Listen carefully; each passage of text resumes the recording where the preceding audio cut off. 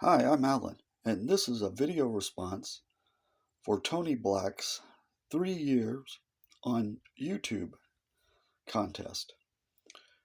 Tony has asked us to share stories with you about our uh, favorite or most memorable Richards and nice guys. Well, based on what I've heard, George Brett could be crowned King Richard, but I do not have any empirical evidence to support that, except for the one time he just ignored me at the 2012 Fanfest. But I do have a personal encounter with Russell Martin to share. I was standing outside Kaufman before one game while he was playing. His team, the Toronto Blue Jays at the time, were playing the Royals. And I'm the only one standing there by the pass gate. And he comes up. And I said, "Mr. Martin, would you sign this card for me?" He said, "I can't, don't have time." So he brushed me off. And that's why I have this gaudy certified autographed relic card of Russell Martin in my collection, and not this beautiful Topps Heritage IP. The kicker is, he had forgotten his credential, and the gentleman at the pass gate wouldn't let him in. The Royals employee looked over at me, and I said, "He's their catcher," and I held up this card, and he let him pass. But Russell Martin still didn't sign for me. So that's my Richard. Fortunately, there are infinitely more nice guys than Richards in baseball. One of the nicest, well, among the nicest are Jim Eisenreich, Mike McDougall, Billy Butler, Mark Teahan, David DeJesus. The list just goes on. Danny Duffy. But one of the nicest has to be Royals coach Mike Jersley. I was trying to get cards from this 2012 Omaha Storm Chaser set signed, and I was waiting by the pass gate where the players used sometimes enter from the parking lot.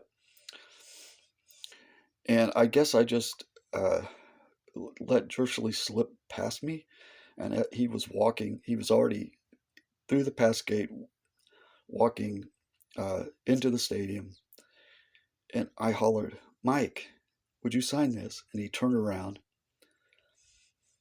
and he came back. He came all the way back to the pass gate, signed the card for me, and he said, I said, "Thank you for doing that." And he said, "You're the reason we're here." He's the first and only person, in my experience, who ever acknowledged the fans in that way. Very nice guy, Mike Jersley. He didn't send Gordon, but I forgive him.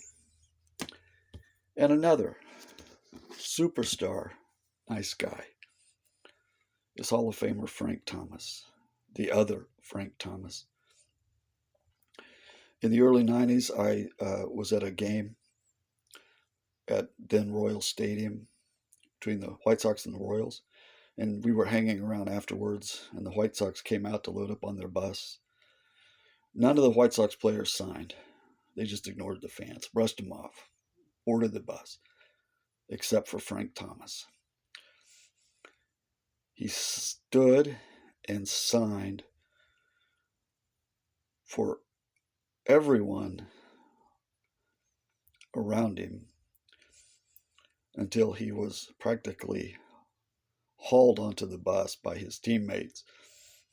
And then he signed as the bus slowly, from the bus's door, as it started up and slowly moved away. I was impressed by that. And years later at the 2012 Fanfest, he was a guest on MLB Network, I did not have a card of him with me. So I scrambled and I found a dealer with some packs of 1993 Leaf. I don't remember how many I bought, but I was I was frantically opening them, hoping that I would hit a Frank Thomas. And sure enough, I did. So I rushed back over to the MLB booth, and I'm standing there, and Thomas is wrapping up his interview, and he notices there's people collecting uh, around uh, for hopefully for autographs. And I swear he looked right at me. We made eye contact, and he nodded. He said, "Tell you, I'm going to set up a table down here, and if you will orderly, if you will stand in line, don't push, don't shove, I will sign for you." So we line up behind that table, and when he's finished with his business, he walks directly to me and signs my card. One of the nicest superstars in the game, Frank Thomas. Well, that's my video response for Tony Black, 3 years on YouTube contest. I want to wish everybody peace, love, and understanding. Heart, my prayers are with the people of Ukraine.